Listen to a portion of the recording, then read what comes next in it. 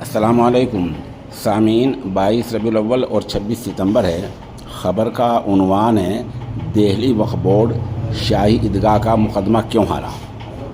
इस बारे में जनाब शाहिद गंगोही साहब ने एक तफसीली बयान जारी किया है। पहले हम वो आपको पढ़कर सुना देते हैं। शाहिद गंगोही साहब का कहना यह है कि दिल्ली वक्फ बोर्ड में कोई भी इंजीनियर नहीं है, सर्वेयर नहीं है, ड्राफ्ट्समैन नहीं है, लीगल ऑफिसर नहीं है, कोई निगरां मसाजिद नहीं है।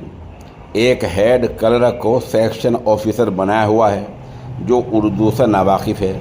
फिर ये उम्मीद लगाना कि लैंड की ज़मीन की सही रिपोर्ट बन पाएगी, ये कैसी है।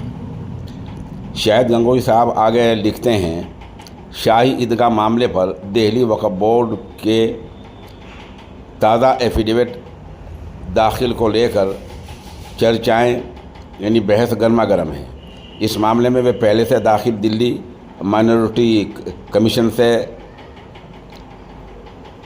एक वो पहले पलट गया है, जो मामला पहले दिया था उसमें पलट गया है। नए एफिडेविट बोर्ड के सेक्शन ऑफिसर के दस्तखत से दाखिल हुआ है जो नॉन टेक्निकल है और उर्दू भी नहीं जानते, बल्कि बोर्ड के CEO भी उर्दू ज़ुबान नहीं जानते। ऐसे में सवाल ये होता है कि बोर्ड में उर्दू रिकॉर्ड को कौन पढ़ेगा और सही रिपोर्ट दाखिल कैसे हो पाएगी। शाही ईदगाह के तरह ही दूसरे मुकदमों में भी ऐसे ही नतीजा सामने आएगा।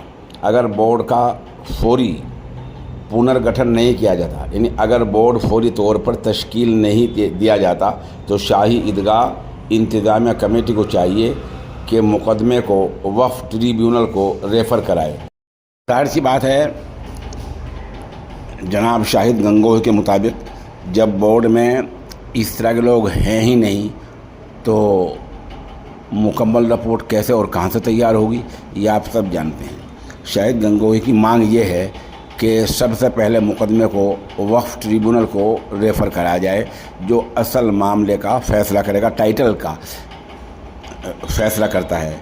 तो क्या ऐसा हो पाएगा, ये एक महल गौर बात है। उधर खुश आइंद खबर ये है कि दिल्ली की मेयर ने शेली ओबराय ने एक लेटर जारी किया है बाज़ाब्ता, जिसकी कानूनी हैसियत है। उसमें कहा गया है कि महारानी लक्ष्मीबाई की मूर्ति मुजस्समा जहाँ है वहीं रहेगा और जहाँ का शोर मचाया गया था वहाँ नहीं नस्ब किया जाएगा।